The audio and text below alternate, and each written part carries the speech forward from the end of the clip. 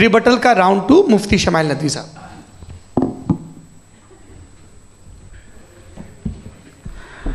असल में जो हकीकी प्रॉब्लम है, असल प्रॉब्लम है वो ये है कि जावेद साहब के पास कॉन्सेप्ट ऑफ गॉड क्लियर नहीं है। इन्होंने कहा कि कायनात से पहले खुदा तो था, तब भी तो टाइम होगा। ये टाइम कायनात का हिस्सा है। हम खुदा, उस खुदा को मानते हैं नेसेसरी बीइंग का टाइमलेस होना ज़रूरी है, चूँकि वो टाइम का क्रिएटर है। जब उसने टाइम को क्रिएट किया तो वो खुद टाइम पे कैसे होगा? उसने जब स्पेस को क्रिएट किया तो खुद स्पेस में कैसे होगा? अगर वो टाइम एंड स्पेस को पहले से ही उसका पाबंद है तो फिर किस चीज़ को उसने क्रिएट किया? लिहाजा ये सवाल गलत है कि खुदा था तो टाइम होगा। बिल्कुल नहीं, टाइम के पाबंद हम हैं, खुदा नहीं है। हम फिजिकल वर्ल्ड से ताल्लुक़ रखते हैं, वो मेटाफिजिकल रियलिटी है। दूसरी चीज़ इन्होंने मिसाल दी कि चाय की केतली हवा में घूम रही होगी, और पता नहीं शायद वो बर्टन रसल का उन्होंने हवाला दिया। बहरहाल यही प्रॉब्लम है। प्रॉब्लम यही है कि हम चीज़ों के दरमियान डिफ्रेंशिएट नहीं कर पाते हैं। ये जो आपने मिसाल दी ये इमेजिनेशन है, और मैं जो साबित कर रहा हूँ वो लॉजिकल नेसेसिटी है। आप इमेजिन करने आए तो कुछ भी करें, जुपिटर में पिंक एलिफेंट होगा, यूनिकॉर्न होगा, करें, उससे कायनात पे क्या फ़र्क पड़ता है? उससे आप लॉजिकल नेसेसिटी साबित नहीं कर सकते। मैं तो उस प्राइम कॉज की बात कर रहा हूँ, उस नेसेसरी बीइंग की बात कर रहा हूँ जिसके बगैर इस कायनात का एग्जिस्टेंस मुमकिन नहीं है। दूसरी चीज़, मजहब को साइंस चैलेंज करती है वगैरह वगैरह, ये हमारा टॉपिक ही नहीं है। मैं इस पर बात करूँगा तो फिर मेरा वक्त चला जाएगा। मजहब के ऊपर चूँकि हमारी डिस्कशन नहीं है, साइंस को मजहब और बिलखुसूस मैं और हमारा वर्ल्ड व्यू कम अज़ कम साइंस को पीछे नहीं करता है, साइंटिज़म की मजम्मत करता है। इसकी वजाहत मैंने पहले कर दी।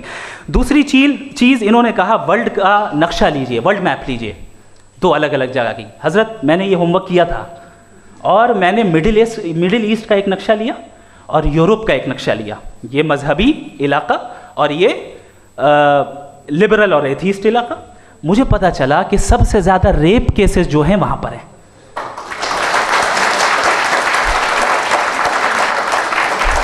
मुझे ये पता चला यूएन की रिपोर्ट के मुताबिक, मैं ये अपने घर से नहीं लेके आ रहा, कि जो वर्किंग वुमेन है यूरोपियन कंट्रीज में, उसमें 81% वुमेन सेक्सुअल हैरेसमेंट का वर्क में शुमार हो रही है। ये मिडिल ईस्ट में नहीं हो रहा है, वो मजहबी लोग हैं इसलिए नहीं हो रहा है। दूसरी चीज़, आपने ये कहा कि मजहबी आदमी का अच्छा होना हमारे अच्छे होने से बहुत मुश्किल है, बहुत मुश्किल है। तो इसका मतलब यह है कि गॉड के अलावा आपके पास अच्छे और बुरे का कोई स्टैंडर्ड है।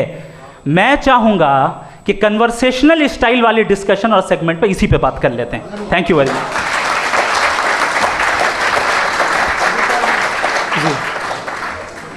ये रिबटल का राउंड 2 है, आपके पास 5 मिनट का वक्त है, और इसके बाद क्रॉस एग्जामिनेशन शुरू करेंगे। आप चाहें तो जो इन्होंने सवाल पूछे उनके जवाब आप रिबटल में भी दे सकते हैं। जी जी, देखिए पहले तो ये बात कि ये मिसाल गलत नहीं है, गलत है। इन्होंने पहले ही हमको डिसार्म कर दिया। कह लिया अकल से मामला सॉल्व नहीं हो सकता, लॉजिक से आप पहुंच नहीं सकते। ये एक मेटाफिजिकल चीज़ है। मेटाफिजिकल अजीब सा लफ्ज़ है, ठीक से किसी को माने नहीं मालूम इसके, तो ऐसा लगता है कुछ बड़ी चीज़ है। अरे भाई क्या होता है मेटाफिजिकल, बताओ, खड़ी हो। ये एक लफ्ज़ है जो कहीं भी इस्तेमाल हो जाता है। जब आप एक बात कर रहे हैं और आप मुझसे बहस कर रहे हैं तो मुझे मेटाफिजिकल मत बताइए, आप लॉजिकली मुझे प्रूव किए। और अगर लॉजिकली आप नहीं बात करते साहब ये मेटाफिजिकल है, तो फिर हम आप बात क्या कर रहे हैं? मेरा आपका किस ज़बान में कॉन्वर्सेशन होगा? और ये कहना कि वक्त पहले नहीं था, तो फिर क्यों कहते हैं ये हमेशा से और हमेशा रहेगा? हमेशा वक्त है, तो आप कैसे कहते हैं वो हमेशा से है और हमेशा रहेगा? हमेशा का मतलब है कोई वक्त, अगर वक्त ही नहीं है तो हमेशा कैसे? बाहर वो रहेगा। अब मैं ये देखता हूँ, आपने कहा ना कि वहाँ रेप ज़्यादा होते हैं, तो हम एक बात देखते हैं कि ये दुनिया जिस पे वो कादर मुतलक है, जिसकी मर्ज़ी के बगैर पत्ता भी नहीं हिलता, ओमनीपोटेंट है, ये दुनिया चल कैसे रही है? और इस दुनिया का हाल क्या है? 45,000 बच्चे जो 10 साल की उम्र से कम थे वो गाज़ा में मरे। भूख से काला हांडी में बच्चे मरते हैं और डिप्थेरिया से मरते हैं।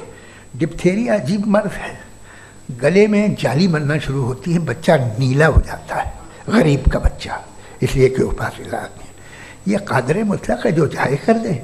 इससे आप दुआएं मांगते हैं हमारी ये काम कर दे वो कर दे, तो इसका मतलब डे टू डे लाइफ में वो इंटरफेयर करता है और ये देख रहा है वो। अगर वो वाकई भी है फॉर डिस्कशन सेक, तो मैं जब दुनिया देखता हूँ तो मेरे दिल में उसके लिए कोई इज्जत नहीं पैदा होती। ये क्या कर रहे हो तुम पूरे ऑल पावरफुल हो, ओमनीपोटेंट हो, ओमनी प्रेजेंट हो। तुम तो वहाँ गाजा में रहे होगे ना, तुम हर जगह हो। तुम देख रहे थे कि बच्चे की कैसे धज्जियाँ उड़ रही, तुम देख रहे थे और तुम चाहते हो मैं तुम्हारी परस्तिश करूँगा, तुम हो भी। अरे यार, इसके अच्छे तो हमारे चीफ प्राइम मिनिस्टर हैं, कुछ तो ख्याल करते हैं। कमाल है, आप किसकी इबादत कर रहे हैं? अगर वो है भी, ये दुनिया नाइंसाफ़ी से, जुल्म से, जबर से, तशद्दुद से भरी हुई है। और आप ये मत कहिएगा कि वो देख रहा है और वो बताएगा एक दिन। अगर वो देख रहा है और इंटरफेयर नहीं करता तो आप दुआ क्यों मांगते? आप कहते हैं मेरा ये काम करा दे, इसके मतलब है वो दखल दे सकता है, वो आपको नौकरी दिलवा सकता है, भले दूसरे आदमी को ना मिले, मगर आपका काम कर देगा चूँकि आपने दुआ मांगी है। तो जब वो आपको नौकरी दिला सकता है, लड़की की शादी कर सकता है, बेटे को ग्रीन कार्ड दिलवा सकता है, तो कम से कम ये जो मर रहे हैं बच्चे, इनको रोक दे, कुछ तो करे। मुझे तो दुनिया में, इस दुनिया का कोई मालिक है, इसका ओमनीपोटेंट कोई रूलर है और ये दुनिया ऐसी चल रही है। मैं तो चाहूँगा कि भाई ना हो, अगर हो तो बड़ी शर्मिंदगी की बात है। शुक्रिया।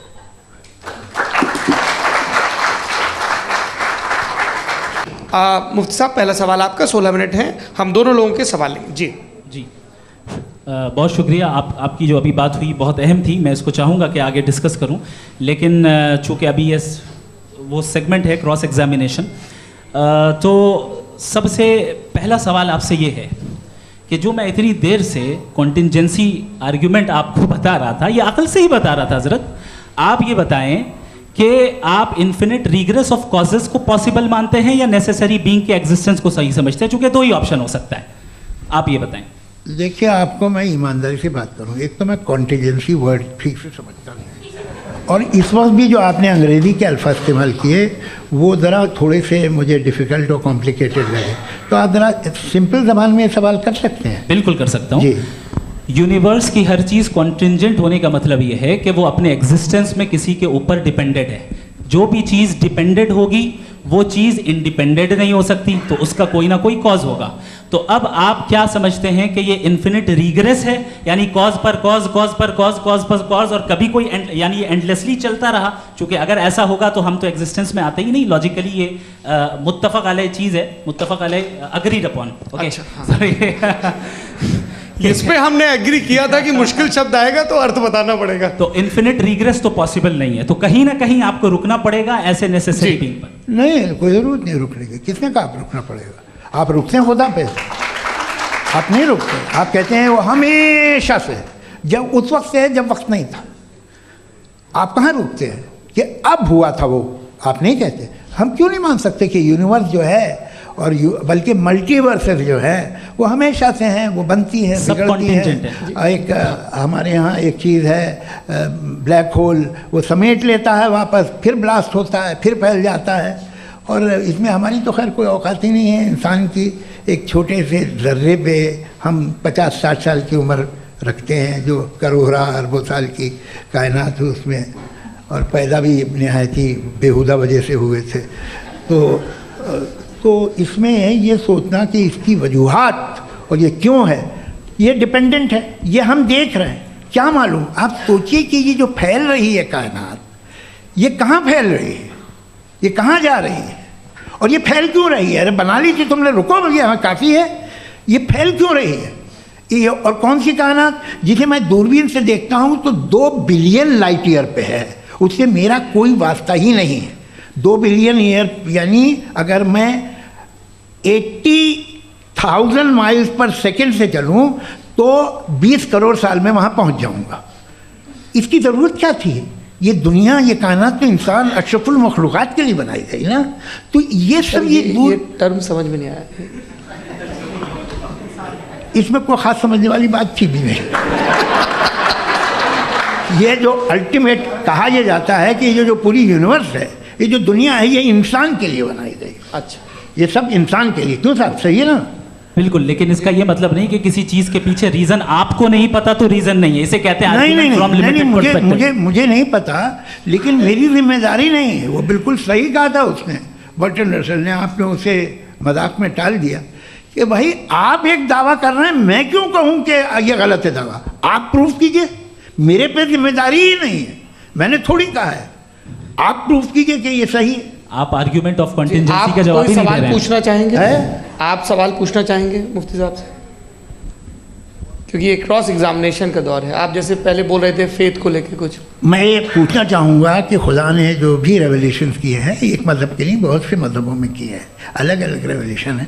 कहीं कुछ एक बातें हैं, कॉन्ट्रडिक्शन भी है आपस में, कहीं कुछ आप कर सकते हैं, कहीं कुछ नहीं कर सकते। ऐसा नहीं है कि सबकी कोड ऑफ मॉरल एक है। तो ये किस्सा क्या है? अब आप ये देखिए कि मुझे कभी कभी लगता है कि ये जो फुटबॉल फाइनल होता है, लाखों लोग होते हैं, फिर वो टीवी कवर करती, करोड़ों लोग, अगर उसमें खुदा की एक बूमिंग आवाज़ आ जाती, मैं गॉड हूँ, तो सारे लोग अभी सुन लेते और टीवी पे भी सुन लेते, किस्सा ख़त्म होता। ये इतनी राजदारी क्या है कि तुम सामने कुछ तो सबूत दे दो हमें सॉलिड। ये कह साहब ये यूनिवर्स कैसे बनी, इससे मसला क्या हल होगा? मैं पूछूंगा आपसे खुदा कैसे बना? क्यों नहीं पूछूंगा कैसे बना? बल्कि वो तो कायनात से कहीं ज़्यादा इंटेलिजेंट है, कायनात से कहीं ज़्यादा कॉम्प्लेक्स। जी वो हमेशा से है। आप कहेंगे मैं मान लूँगा। अच्छा, दोयम वो कादिर मुतलक, यानी कादिर मुतलक का मतलब ओमनीपोटेंट, वो जो चाहे कर सकता है। आपको नौकरी दिलवा सकता है, आपकी अच्छी जगह शादी करवा सकता है, आपके पड़ोसी का मुकदमा हरवा सकता है, आपको जिता सकता है, सब काम करता है। थोड़ा सा माइक क्लोज जी। वो इस दुनिया को चला कैसे रहा है? ये दुनिया कैसे चल रही है? आपको इस पर हैरत नहीं होती? या क़यामत के बाद कभी एक जस्टिस होगा, जब ये बच्चा मर चुका होगा, जिसकी धज्जियाँ उड़ गई बम से, इसको इंसाफ मिलेगा तब? अच्छा, अब जवाब दूं? हाँ दीजिए। मैं वही इसीलिए आप ही की तरफ आता। सबसे पहले आपने रेवलेशन और स्क्रिप्चर्स की बात की, इस पे मैं बात कर सकता हूँ, लेकिन आज नहीं करूँगा चूँकि वक्त कम है। कभी और इस पे डिस्कस करेंगे, मैं तैयार हूँ उस पर भी बात करने के लिए। ये अभी से राउंड 2 की भूमिका तय हो रही है। Does God exist round 2? जी, चूँकि आज गॉड के एग्जिस्टेंस पे बात है, तो मैं उसी के रिलेटेड जो है आपके सवालात को एंटरटेन भी करूँगा और मैं भी पूछूँगा। आपने कहा कि आपने साबित ही नहीं किया, जबकि आर्ग्यूमेंट ऑफ कॉन्टिजेंसी बुनियादी आर्ग्यूमेंट है। आप मुझे कॉन्टिजेंसी का मतलब बताइए, आपका मतलब क्या? कॉन्टिजेंसी कॉन्टिजेंसी का मतलब ये हुआ कि हर वो वजूद जो किसी भी चीज़ का पाबंद है, हर वो वजूद या हर वो चीज़ जो अपने एग्जिस्टेंस में किसी भी चीज़ के पाबंद है और उससे बाउंड है, उसको उसकी ज़रूरत है, उस पर डिपेंड करती है, तो जाहिर सी बात है कि उसका कोई ना कोई कॉज होता है। ये तो अक्ल की बात है। ये आप रीजनिंग की बात करते हैं, मैं वही कर रहा हूँ। दूसरी चीज़ आपने ये बात कही कि इतने बिलियन लाइट ईयर्स दूर है, उसका मेरा क्या लेना देना। फिर मेरे ख्याल से आपको ये नहीं कहना चाहिए I think therefore I am an atheist. आपको सोचना चाहिए। सिर्फ आप एक लिमिटेड दायरे में रहकर नहीं सोचें, बल्कि बाहर निकल कर सोचें।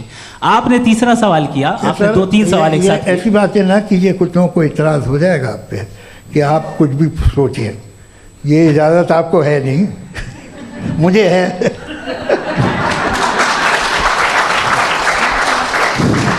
जी, आपने प्रॉब्लम ऑफ इविल के ताल्लुक से सवाल किया और बार बार आप एक लफ्ज़ रिपीट कर रहे हैं कि ओमनीपोटेंट गॉड है, ऑल पावरफुल गॉड है। यही तो दरअसल समझना है कि गॉड का कॉन्सेप्ट क्या है। प्रॉब्लम ऑफ इविल जो है, प्रॉब्लम ऑफ इविल दर हकीकत 2 असम्पशंस पर कायम है। अगर आप इन 2 असम्पशंस को समझ जाएं तो ये प्रॉब्लम नहीं रहेगी, आर्ग्यूमेंट आपको समझ में आ जाएगी कि ये कोलैप्स कर जाता है। पॉइंट नंबर 1, यानी जो आपका सबसे पहला फॉल्स असम्पशन है कि गॉड मर्सीफुल है, ओमनीपोटेंट है, दुनिया में जुल्म हो रहा है।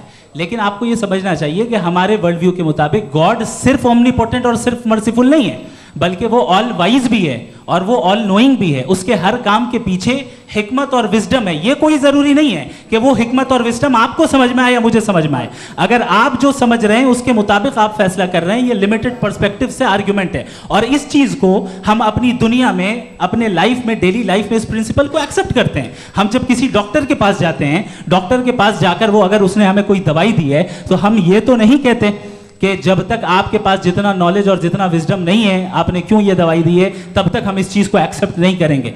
नहीं कहते, हम उसकी अथॉरिटी को तस्लीम करते हैं। क्यों? क्योंकि उसकी हम जानते हैं कि वो नॉलेजेबल है, वो विजडम वाला है, हमसे ज़्यादा नॉलेज और हमसे ज़्यादा विजडम है। बताएं सर। नहीं, डॉक्टर में और खुदा में बड़ा डिफरेंस है। डॉक्टर पढ़ा लिखा होता है, एक तो मैं उसकी बात सुनूंगा। दो ये नहीं, कुछ जवाब तो ये भी नहीं है सर। प्लीज, अगर सब ऑडियंस से बोलने लगेंगे तो फिर मतलब नहीं सिविलाइज्ड बहस का। मतलब आप ये कहें कि चूंकि आप डॉक्टर पे बिलीव करते हैं इसलिए खुदा पे बिलीव कीजिए, क्या ये मिसाल आपको समझाने के आर्गुमेंट है, इस पे आपको एतराज नहीं है। तो सिंपल बात ये है कि मैं अगर ये यकीन कर लूँ कि एक ओमनीपोटेंट, उसकी मसलहत है, ये जो बच्चे मर रहे हैं ये मसलहत है उसकी, मुझे नहीं चाहिए इसकी मसलहत। उसकी मसलहत नहीं, यही तो समझना है, मतलब एक्सपीरियंस। अच्छा, इस आपने अभी मेरी बात पूरी सुनी नहीं। मैंने कहा आपका पूरा आर्ग्यूमेंट दो फॉल्स असम्पशंस पर है। एक फॉल्स असम्पशन मैंने बता दिया, दूसरा फॉल्स असम्पशन ये है कि इस दुनिया में इविल के होने का कोई गुड रीजन नहीं है, जबकि हमारे पास बाज रीजंस मौजूद हैं, हमारे पास बाज वजूहात मौजूद हैं। अगर इस दुनिया में इविल ना हो तो आप गुड को डिफाइन कैसे करेंगे? अगर जुल्म ना हो आप इंसाफ को समझेंगे कैसे? अगर तारीकी ना हो तो आप लाइट को समझेंगे कैसे? बहुत अच्छे। अभी और सुन लें, अभी और बाकी है। ये तो बात बहुत पसंद आई साहब मुझे, कि जब तक रेप ना हो तब तक औरतों की इज्जत का ख्याल आपने मेरा जवाब पूरा सुना ही नहीं। जब तक के बच्चों का कत्ल ना किया जाए तब तक आपको बच्चों की मासूमियत की इज्जत। आपने पूरा जवाब सुना ही नहीं। क्या बात है, क्या आपने नुक्ता निकाला? आपने पूरा जवाब सुना ही नहीं। आप सुन लें, मेरी बात सुन लें। ये मैंने आपको एक चीज बताई। दूसरी चीज, इस दुनिया में हम आए हैं टेस्ट के लिए, हमारा टेस्ट हो रहा है और हर इंसान का अलग अलग अंदाज में टेस्ट होता है। और इस दुनिया में अगर इविल मौजूद है तो वो इविल जरिया है हमारे अंदर ह्यूमन नोबल क्वालिटीज़ को डेवलप करने का और अलग अलग फील्ड में प्रोग्रेस करने का। और अगर हमारे अंदर और इस दुनिया में इविल नहीं होता तो बताइए टेस्ट का मतलब क्या होता? अगर मैं अपने स्टूडेंट को MCQs दूं और उसमें सिर्फ राइट आंसर लिख कर दे दूं और कहूं तुम्हारा टेस्ट हो गया, ये मीनिंगलेस है। इस दुनिया में अगर हम टेस्ट के लिए आए हैं तो जाहिर है गुड एंड इविल दोनों मौजूद है। तो अगर गुड एंड इविल दोनों मौजूद है तो ये इविल भी खुदा का बनाया हुआ है। जी हाँ, खुदा का बनाया हुआ है। लेकिन अच्छा, चलो अच्छी बात। जी बिल्कुल, तो बिल्कुल खुदा ने बनाया। अभी तो ये है कि जो मेजॉरिटी है दुनिया में वो इविल है, तो ये खुदा एक्चुअली इविल के साइड पे लग रहा है मुझे। बिल्कुल भी नहीं, मैं बताता हूं। मेजॉरिटी में तो वो है। क्या बात कर रहे हैं भाई आप? कोई भी जो मुंसिफ होगा, चाहे आपका अपना घर हो जिसके आप सबसे बड़े हैं, चाहे आपकी ऑर्गेनाइजेशन हो जो आप चलाते हैं, वहाँ पर आप इविल रखेंगे साबित करने को कि बाकी लोग शरीफ हैं। मेरी बात सुन, क्या ये आर्ग्यूमेंट ही गलत है? अगर कि जब तक के कोई इविल नहीं होगा तब तक के शरीफ आदमी शरीफ नहीं लगेगा। अगर एग्जामिनर गलत ऑप्शन दे रहा है तो एग्जामिनर इविल नहीं हो गया, जो गलत ऑप्शन को सेलेक्ट कर रहा है वो फेल होगा। क्रिएटर ने इविल को बनाया है लेकिन वो इविल नहीं है। अच्छा सुनिए मेरी बात, let me complete sir. Creator ने इविल को बनाया है टेस्ट के लिए, वो इविल नहीं है। इविल वो होगा जो उसे इख्तियार करेगा। छुरी को बनाने वाला गलत नहीं होता है, छुरी का गलत इस्तेमाल करने वाला गलत होता है। रेप को कैसे गलत इस्तेमाल करते हैं? रेप इंसान के फ्री विल का नतीजा है। ये रेप कैसे गलत इस्तेमाल होता है? ये मुझे अब सुन लें, गलत इस्तेमाल होता है। हाँ मैं बता रहा हूँ ना, कैसे गलत? मैं बता रहा हूँ कि जो इविल इस दुनिया में मौजूद है उसके कई सारे तरीके हैं। एक तरीका इंसान का अपना फ्री विल है। अब अगर कोई रेपिस्ट रेप कर रहा है तो इसका गॉड का कसूर नहीं है, वो अपने फ्री विल का गलत इस्तेमाल कर रहा है, उसको सजा मिलनी चाहिए। अच्छा, और उसी के लिए जहन्नम बनाई गई है। ये फ्री विल का भी बड़ा चक्कर। आप जब कोई बुरा काम करते हैं या कोई बुराई होती है तो ये कहा जाता है कि ये फ्री विल है। 7 billion free wills are moving on this planet. 7 billion free will. और एक आदमी अपनी फ्री विल से मुझे कत्ल कर दे तो मैं खुदा की मर्जी से मरा हूँ कि इसकी फ्री विल की वजह से? मेरी मौत खुदा के हाथ है या ये फ्री विल वाले के हाथ है? खुदा ने फ्री विल का निज़ाम बनाया है और उस निज़ाम का गलत इस्तेमाल करके कोई आपको मार रहा है, इस्तेमाल करके मेरा कत्ल कर देता है। अब मेरी मौत का जिम्मेदार कौन है? वो इंसान जिम्मेदार है। वो इंसान जी। तो ये कहना कि और उसको सज़ा मिलेगी। तो अब आप आगे चलिए कि ये तय करना कि अल्लाह ही या खुदा, सॉरी अल्लाह नहीं, खुदा ही ज़िंदगी देता है, खुदा ही मौत देता है, ये गलत है। बिल्कुल गलत नहीं है। हाँ, नहीं, निज़ाम उसी ने बनाया फ्री विल का, निज़ाम मौत और हयात का उसी ने बनाया। You are contradicting yourself. अभी आपने कहा कि एक आदमी ने फ्री विल से आपको मार दिया, इसमें उसे फ्री विल दी गई थी, उसने गलत इस्तेमाल किया। 7 billion free wills are moving on this planet, और आप चाह रहे हैं कि मैं सिर्फ खुदा का ध्यान करूं। ये 7 बिलियन फ्री विल्स को मुझे लुक आफ्टर करना पड़ेगा कि नहीं? ये तो तबाहियाँ कर रही हैं और तबाहियाँ ज़्यादा हो रही हैं। बिल्कुल। तो अगर आप बताएं अगर खुदा नहीं है फॉर एग्जाम्पल, तो आप ईविल को कैसे डिसाइड करेंगे? यानी how can you define evil objectively without God? Evil को डिफाइन करिए। देखिए, दुनिया में 2 तरह के जानवर हैं, एक जो अकेले रहते हैं जंगल में और एक जो ग्रुप्स में रहते हैं। ग्रुप में जो भी रहेगा, चाहे वो आपका फाउंडेशन हो, चाहे कोई क्लब हो, चाहे कोई पॉलिटिकल पार्टी हो, चाहे कोई यूनिट हो, उसमें आपको इंटरैक्ट करने के रूल बनाने पड़ेंगे। यानी लोग तय करेंगे। लोग तय करेंगे। अगर लोगों ने ये तय किया कि किसी का रेप करना सही है, आप जस्टिफाई करेंगे? नहीं, आपका फाउंडेशन तो ये हो गया ना कि लोग ईविल डिसाइड करेंगे। नहीं, अरे दुनिया में ऐसे ग्रुप्स हैं जो रेप को जायज़ मानते हैं सर्टेन हालात में। मैं डिटेल में नहीं जानूंगा, आप भी जानते हैं। ये जो आईसिस वाले थे, इन्होंने क्या किया था, तो उन्होंने क्या किया उसका खुदा से कोई ताल्लुक नहीं है सर। मैंने सिंपल सवाल किया कि ईविल को आप डिफाइन करते कैसे हैं? आगे वापस आइए जी। आप साथ में तभी रह सकते हैं जब कुछ आप ऐसे उसूल डेवलप करें जिसमें हर एक का बेसिक तहफ़्फ़ुज़, हर एक का बेसिक राइट हो और हर एक को कोई आराम मिले।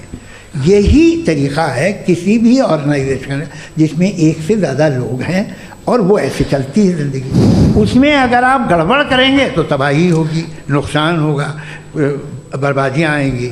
और अगर उसमें आप घर ले लीजिए ना, एक हस्बैंड है, एक वाइफ है, बच्चे हैं, वालदा भी हैं, 2 बहनें भी हैं, एक भाई भी है। अब इसमें कोई निज़ाम आपको चाहिए साथ में रहने का, और एक दूसरे पे भरोसा रहे, एक दूसरे के बहीख्वाह हों, एक दूसरे की मदद करें, ऐसी ज़िंदगी। सर आपकी बात आ गई। आप ये कह रहे हैं कि लोग डिसाइड करेंगे क्या सही है क्या गलत है, यही है? मेजॉरिटी डिसाइड करेगी क्या सही है क्या गलत है? अरे भाई बिल्कुल। मेजॉरिटी अगर ये कहे कि नाजी जर्मनी के साथ जिस तरह मेजॉरिटी थी कि जेनोसाइड करना सही है, आप जस्टिफाई करेंगे? उस वक्त आपका ये सवाल सिर्फ उसके बाद क्लोजिंग। हाँ, उस वक्त प्लेनेट पे जो लोग थे, उनमें कितने लोग हिटलर को सही समझते? अच्छा, प्लेनेट की मेजॉरिटी तय करेगी, सोसाइटी की नहीं। प्लेनेट की मेजॉरिटी गॉड के एग्जिस्टेंस को सही मानती है, आप क्यों नहीं मानते?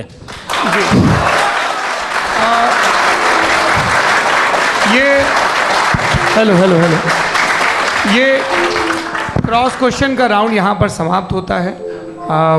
और ये बड़ा अच्छा है कि इस तरह से फ्रेगमेंट कर दिया गया है ताकि जो मरकरी ऊपर जा रहा है नीचे जवाब दे दूँ जी। प्लेनेट की ज़्यादातर मेजॉरिटी कुछ दूसरे मजहबों के खुदा को मानती है। आप उन्हें क्यों नहीं? आप तो मेजॉरिटी की बात कर रहे हैं। अच्छा, ये क्लोजिंग आप ये कह रहे हैं इविल और गुड को डिसाइड मेजॉरिटी करेगी। मेजॉरिटी जो कर दे वो सही हो जाएगा। क्लोजिंग इसको जैसा आप ही लोगों ने तय किया है उसी फॉर्मेट को फॉलो कर लेते हैं। हाँ भाई, मैंने तो भले लोगों पे एतबार किया और तब मॉडरेशन तय किया। जी, आपके पास 5 मिनट का वक्त है, क्लोजिंग आर्ग्यूमेंट है, उसके बाद हम ऑडियंस से क्वेश्चन आंसर लेंगे जावेद साहब की क्लोजिंग आर्ग्यूमेंट के बाद। ओके, बहुत शुक्रिया जी। हमारा जो टॉपिक है डज गॉड एग्जिस्ट, मैं इस पे इतने एकेडमिक तैयारी करके आया था। मुझे था कि मैंने सोचा था कि कई सारे मैं आर्ग्यूमेंट्स दूंगा, लेकिन वक्त की भी किल्लत और जावेद साहब बार बार इधर उधर चले जा रहे थे तो उसको भी थोड़ा एंटरटेन करना पड़ गया। डज गॉड एग्जिस्ट पे मैं एक ही आर्ग्यूमेंट दे पाया। आर्ग्यूमेंट्स बहुत हैं और डेफिनेटिव आर्ग्यूमेंट्स हैं, और मेरे आर्ग्यूमेंट को किसी एक राउंड में भी इन्होंने एंटरटेन नहीं किया और रेफ्यूट नहीं किया। एक राउंड में भी नहीं, एक राउंड में भी नहीं। और ना ही अभी आपका क्लोजिंग आर्गुमेंट आएगा, नहीं वो बता देना। Argument of contingency sir. अरे मैं आपसे कई बार कह चुका हूँ कंटिजेंसी का मतलब। अब मैं कैसे समझाऊं आपको? आपस में हाँ, आप और कितने आसानी से समझाऊं मैं, मुझे तो नहीं समझ में आ रहा है। आप अपनी आर्ग्यूमेंट ऑफ कंटिजेंसी उर्दू में बोल सकते हैं। हाँ, आप अपनी बात पूरी कर लें जी, आखिरी 4 मिनट। दूसरी चीज़, just a minute please ma'am, can I talk? दूसरी चीज़ ये है कि आपने एक तो इसका जवाब नहीं दिया, दूसरा आपने गॉड के ना होने पर कोई डेफिनेटिव आर्ग्यूमेंट नहीं दिया, सिर्फ मजहब पे बात कर रहे हैं आप। मजहब तो आज हमारा टॉपिक ही नहीं था, आज तो हमारा टॉपिक हो, आप मजहब से ले लेकर आईएस तक चले गए। भाई हमारा क्या ताल्लुक है उससे? We condemn them. और उसका गॉड से क्या ताल्लुक है? अगर कोई गलत काम कर रहा है, किसी ने किसी को कत्ल किया, किसी ने किसी का रेप किया, उसको सजा मिलनी चाहिए। और आपके पास कोई भी rational strong foundation of morality नहीं है। आपने कहा कि मेजॉरिटी तय करेगी सोसाइटी की, वो सही होगा। मैंने कहा हिटलर को फिर आप सही कहेंगे? नहीं नहीं नहीं नहीं, प्लैनेट की सोसाइटी की मेजॉरिटी तय करेगी। तो प्लैनेट की मेजॉरिटी गॉड के एग्जिस्टेंस को मानती है, आप कह रहे हैं ये रिलीजियस है। तो यानी आपके पास कोई स्ट्रॉन्ग फाउंडेशन नहीं है ऑब्जेक्टिव मोरालिटी का। ऑब्जेक्टिव मोरालिटी का अगर कोई फाउंडेशन है तो वो सिर्फ गॉड है, गॉड है, गॉड है। थैंक यू जी। ये मुफ्ती शमाइल नदवी साहब का क्लोजिंग आर्ग्यूमेंट था। अब हमारे पास जी, मैं जी ये बड़ा अच्छा है कि दोनों लोगों को मॉडरेटर से शिकायत भी और बोल रहे भाई हमारी शाबाशी भी तो करते चलो। अब मेरी बात जी, आपके पास जावेद अख्तर साहब 5 मिनट का वक्त है, ये आपका क्लोजिंग आर्ग्यूमेंट है, टाइम रीसेट कर दें जी। देखिए, बहुत सारी बातें हैं। गॉड का डेफिनेशन दुनिया के किसी भी रिलीजन में है कि वो ओमनीपोटेंट है, ओमनीप्रेजेंट है, he is just, he is kind, he loves you and so on. मैं जब दुनिया देखता हूँ तो मुझे कोई ऐसा सुप्रीम पावर यहाँ दिखाई नहीं देती है जो इंसान की बहबूदी के लिए कुछ कर रही हो, कमज़ोर को बचा रही हो, मदद कर रही हो, जालिम को पीछे हटा रही हो। मैं नहीं देखा, तारीख़ में नहीं। एक तो अगर है और ये देख रहा है तमाशा, तो उसका होना न होना बराबर है। दोयम ये कि ये जो है, जब आप ये कहते हैं कि कायनात जिसकी कंटीजेंसी है, मैं देखिए वो लफ्ज़ इस्तेमाल किया मैं, तो ये कैसे हो सकती है भाई? और फ़ौरन आप सरेंडर कर देते हैं कि जाहिर है कि इसका बनाने वाला तो इससे 10,000 गुना ज़्यादा कॉम्प्लिकेटेड होगा। उस पर आपके होने पे कोई इतराज़ नहीं है। उसे वो टाइमलेस है, वो पहले से था, टाइम तो बहुत बाद में आया। ये सब आप मानने को तैयार है जिसका आपके पास कोई सबूत नहीं, आपके पास कोई रीज़न नहीं है। आपकी तारीख क्या है मज़हब होगी? बिलीफ की, जो खुदाओं का बिलीफ है, ये कॉन्स्टेंटली गलत साबित होता रहा है। मतलब आप कहें कि अरिस्टोटल के ज़माने में तो सब जाहिल थे, वो भी इतने ही यकीन से खुदा पे यकीन रखते थे, जो अब नहीं रहा। ये भी नहीं रहेगा, आप लिख लीजिए। और इसके आसार आपको दुनिया में दिखाई देना शुरू हो चुके हैं। ये बहस क्या आज से 100 साल पहले इस तरह हो सकती थी? यहाँ तक तो आपको हम ले आए हैं। तो सर अरे इनको मदद की ज़रूरत नहीं भाई, ये सेल्फ सफिशिएंट आदमी है, आप क्यों इनकी मदद कर रहे हैं? Sir please. तो ये जो है तमाम बातें अपनी जगह हैं। ये एक पैकेज है। आप अकेले, कोई आदमी ऐसा नहीं जो सिर्फ गॉड को मानता हो। उसके साथ बहुत पैराफर्नेलिया आता है, अलग अलग पैराफर्नेलिया आते हैं। They have always created chaos in the society. मैं तो आपको सीधा ऑफर देता हूँ कि दुनिया में 10 इम्पॉर्टेंट बिलीव्स हैं। आप एक मानते हैं, 9 नहीं मानते। 9 में आप एथियस्ट हैं, 9 को आप बिल्कुल रीजनेबली मेरी तरह देखते हैं। तो 90 मजहबी आदमी भी 90% एथियस्ट है, वो दूसरे खुदा नहीं मानता, एक खुदा मानता है अपना वाला, बाकियों को कहता है गलत है। अगर आप मानना ही बंद कर दें तो आपका 10% चांस है कि आप सही हैं और 90% चांस है कि आप गलत हैं। मेरा मशवरा है, आप मानना छोड़ दिए तो 50% चांस होगा कि आप सही हैं और 50% चांस होगा, 40% आप गेन करेंगे बाय बिकमिंग एन एथियस्ट।